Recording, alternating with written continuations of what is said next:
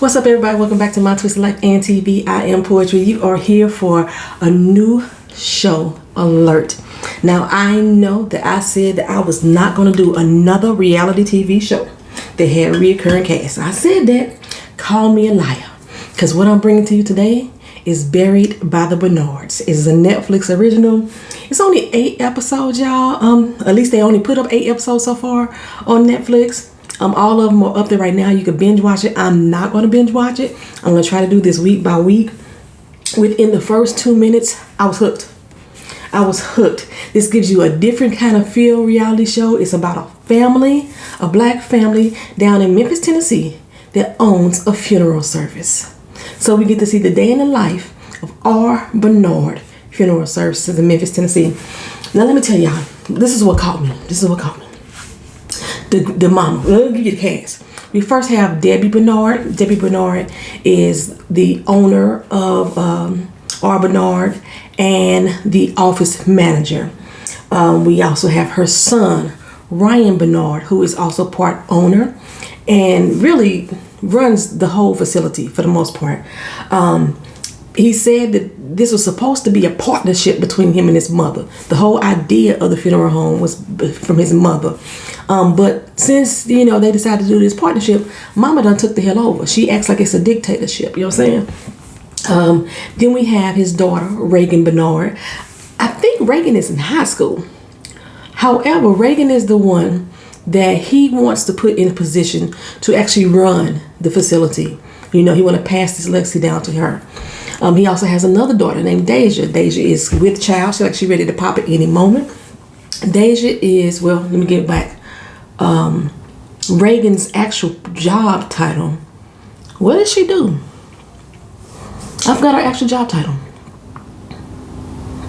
Okay, so we're gonna go to Deja. Deja is the assistant officer manager. She's under the mama, and like I said, she's pregnant. Mama wants Deja to be able to fill her position, as the business is passed on. And then we have Uncle Kevin.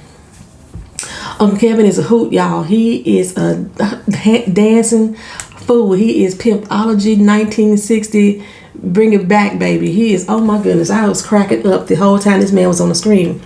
Then we also have a hand named Tavion. Tavion ain't had no words yet, but you get to see Tavion do some work up in the establishment every now and then.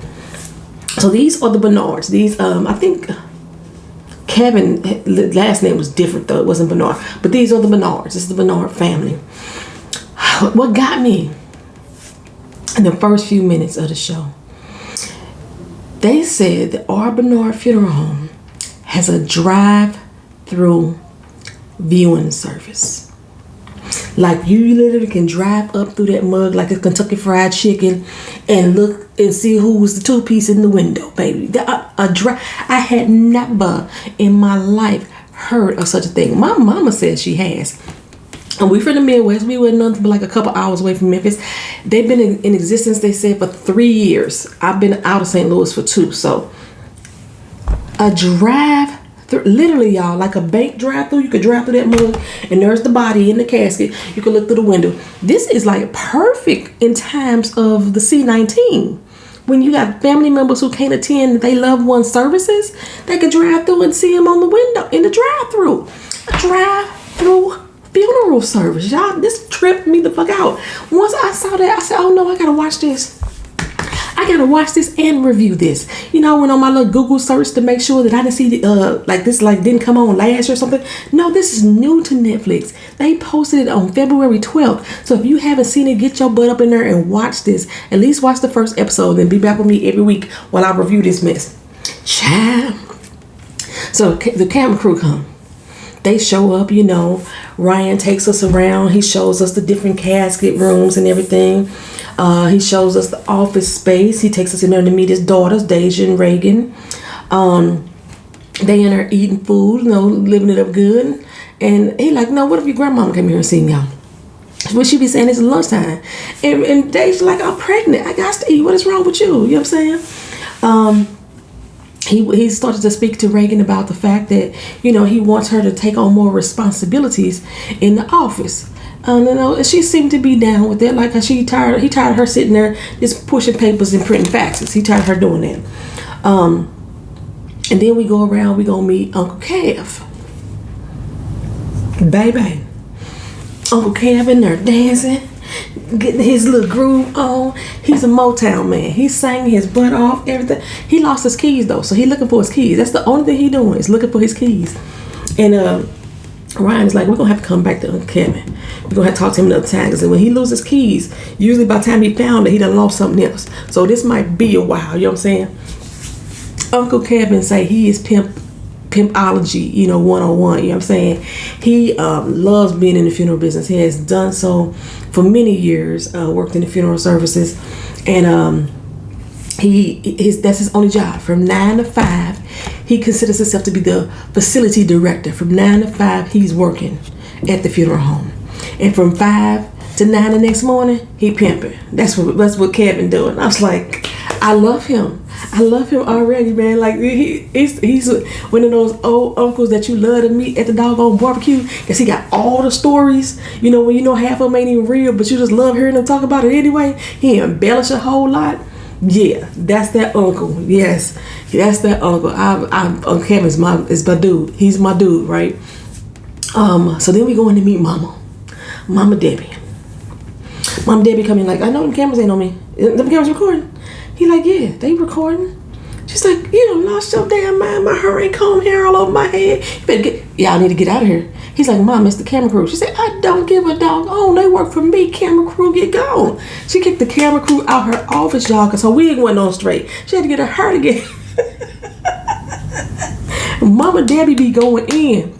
She be going in. Something ain't right. Something ain't right with Mama Debbie, man. I don't know what it is. She a little off. And everybody in the family know Mama Debbie a little off, right? So they go, he said, come on, y'all, we're gonna go back to my office, whatever. We go out the office, and the camera crew is like, did she not know we was coming? He said, she knew. I told everybody. Everybody knew that you was coming, right? So throughout the day, we get to see some little nuances between how everybody interact with one another. Mama Debbie thinks she's the boss, right? Even though Ryan is technically the boss, and his daughters feel some kind of way that grandmama keep coming in there, overstep her bounds with them, and daddy won't put her in his place as the boss, And but I understand that's my mama, you know what I'm saying? But then he tell him, why y'all don't say something, you know what I'm saying? Let her know that she's mistreating y'all, this, that, and the third. So, Deja, she's getting a funeral ready, a funeral together, right? She's in charge of putting the flower arrangements up and around and everything. And Mama Debbie come in like, she don't like that. I don't like the word that's it. Move that 2 inches to the left, bring that forward. I take the pink one, got the orange one. Mama Debbie's in there director, and they just like, look her. How you doing your job? If you in here trying to tell us how to do our job, let us do what we do best. They just feel like everything would run so much smoother if Mama Debbie would just stand back and did her own thing, did her own job, and let them do what they supposed to do. The funeral services will be a lot smoother, but every day is this type of confusion that's going on up in there. Okay, Reagan, she had to go off to school. Like I said, I think she's in high school, but she had a private school uniform and everything. And but like I said, before she left, Daddy was telling her, I want you to be more in charge. I want you to really get your hands into the actual business. I need you to see how to run a funeral service and things like that. So I need you to observe, stand back and observe, and be really involved. So she's down with that. She's like, do I get a raise? You know what I'm saying? Because of that. He said, a raise? She said, yeah, with all these new responsibilities, he said, we gonna see how you get through the day, and then we'll talk about a raise. So she said, don't you gotta ask your mama about that? I know you the boss, but she the boss. He said, ask my mama? I ain't gotta ask my mama nothing. His feelings is hurt. I ain't gotta ask my mama nothing. You want me to ask my mama about your raise, and you need to go ask her about the raise, right? So Reagan goes off to school.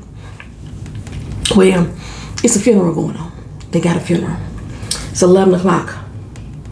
Ain't nobody there.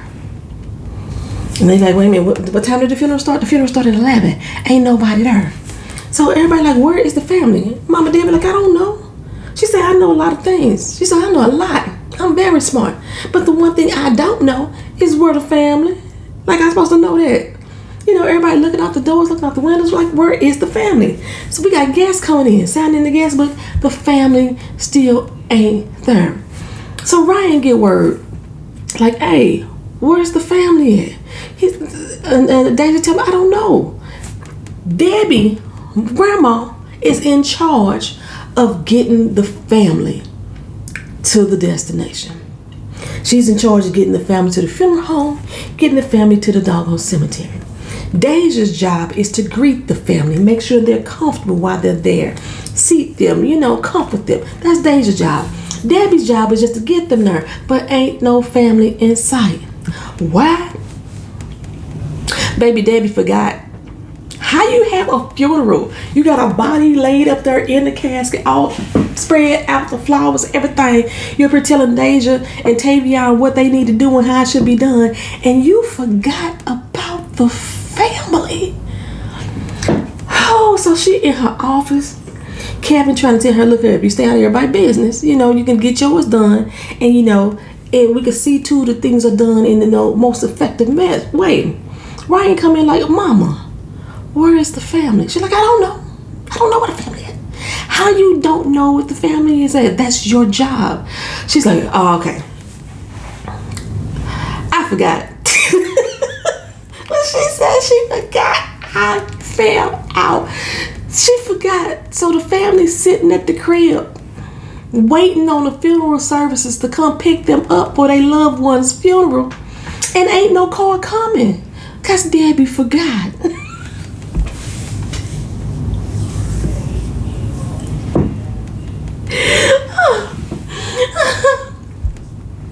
So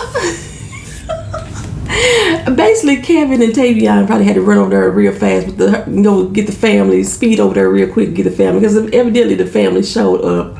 You know, they had the services and everybody thought it went well.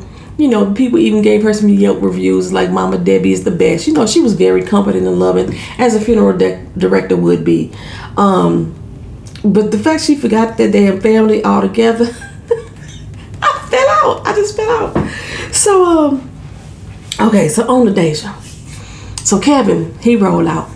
He goes up in first, the way they cut the scene, I thought that they was going to show him to go pick up the family. But no, he was going to pick up Reagan from school. I said, Deja, Reagan. Going to pick up Reagan from school. And all her friends was looking like, what the hell? You know, she's in this basically all-white private school. That's why I think she was in high school. And she's like, Uncle Kev, why are you picking me up in a hearse? And he's like, well, you got to learn how to drive a hearse today. So she already knew how to drive, but she never have driven a hearse. Anybody that's never driven a station wagon or a truck, you understand. It's the different feels, a different vibe when you drive one of those vehicles, right? So she like, is there a body in the back? He's like, no, ain't no body in the back. You know, he tell her get in the car. He said, don't touch nothing until I get in.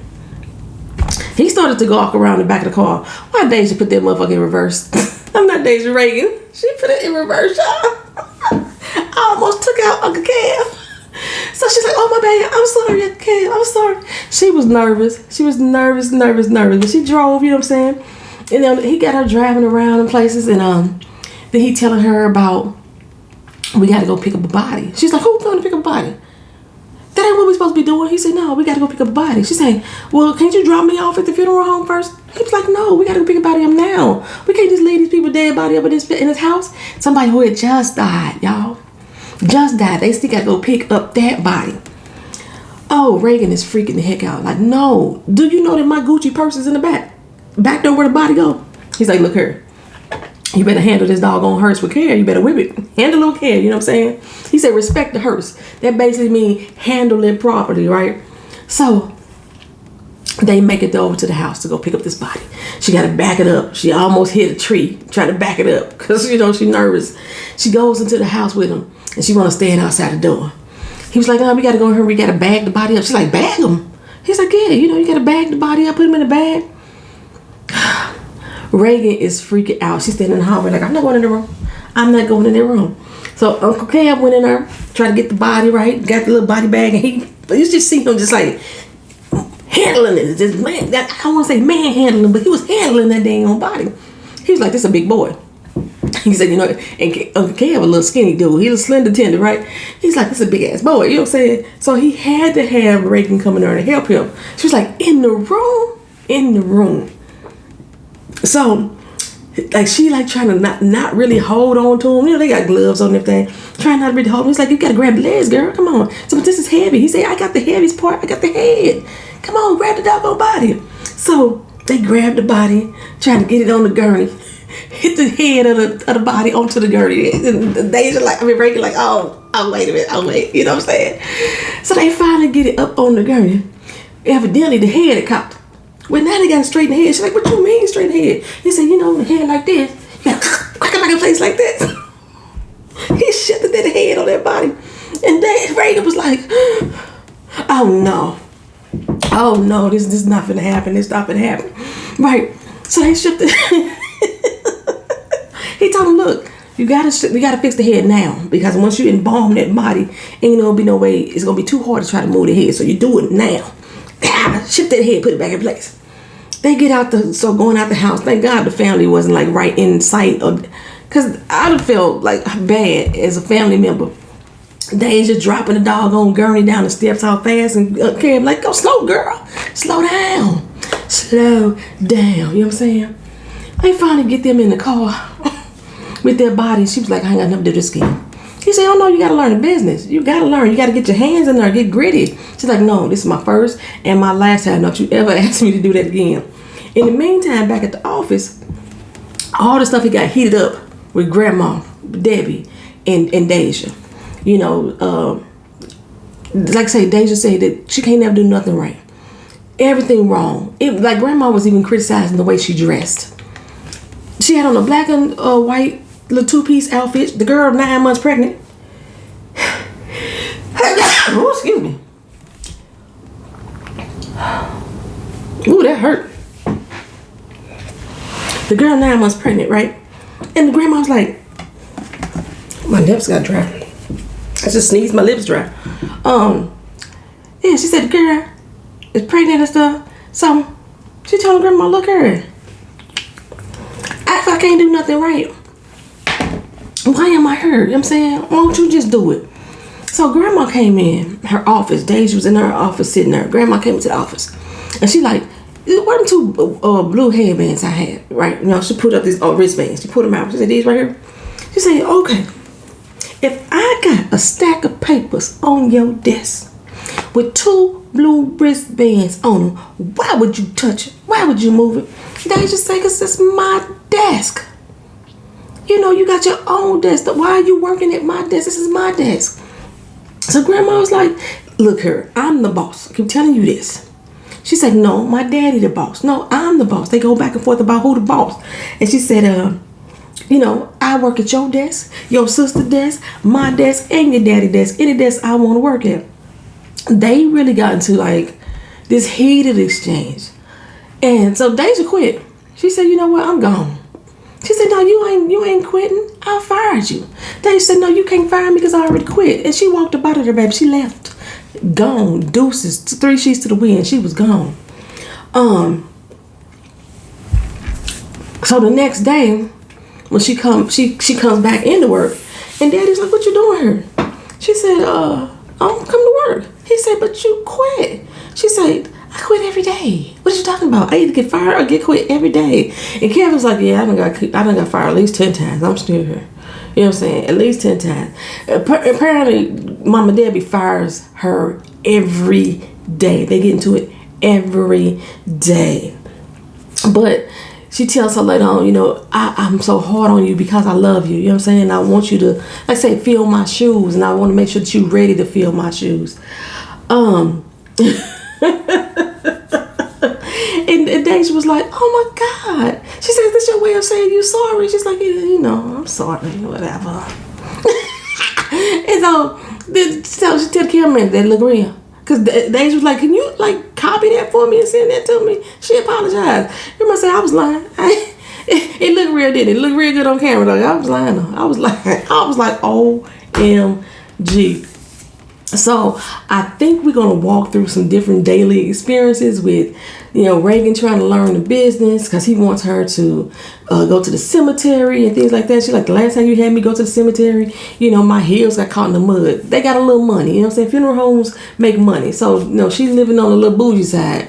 And she's like, my heels got caught in the mud. But he wants her to go pick up families, he wants her to do some things in the business.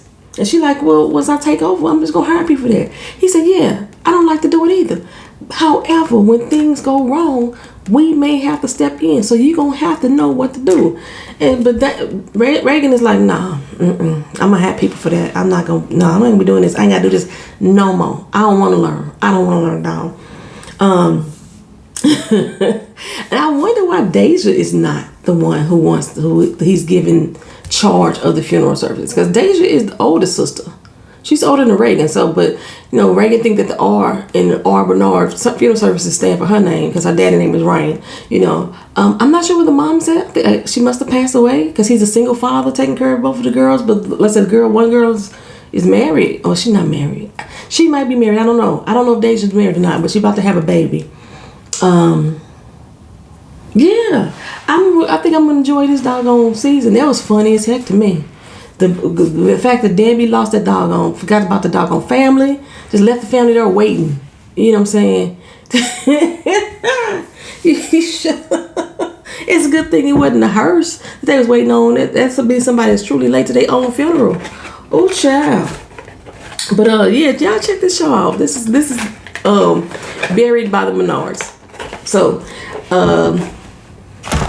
I'll see y'all in the next video. Peace.